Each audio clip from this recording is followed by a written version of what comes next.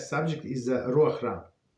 Due to Ruach Ra, the defiled spirit that rests on one's hands before washing Negel Wasser, she should not touch any body openings such as mouth, nose, ears, and eyes. Okay, exactly as we said. So, because it's danger, not only her but him also. Men also not allowed.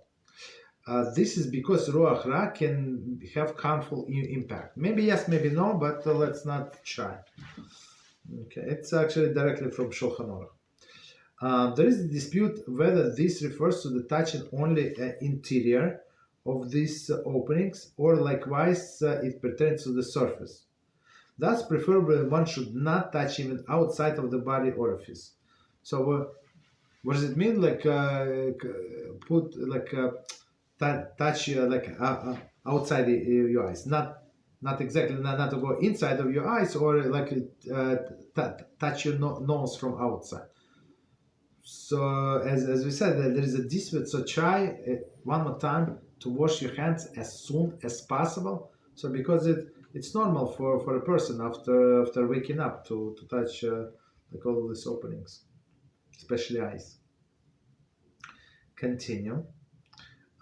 If one feels that they need to touch or scratch the inside of her mouth or ears, etc., she should use a garment or a cloth as a barrier between her finger and her body. This prevents Ruach Ra from touching the actual body. It's very interesting. So if you can always take the facial tissue and do all of these things. Okay. And same for men. So if you want to scratch your scalp, you just do with a kippah. That's it. So there is no problem whatsoever. You don't have to wash your after this. Okay.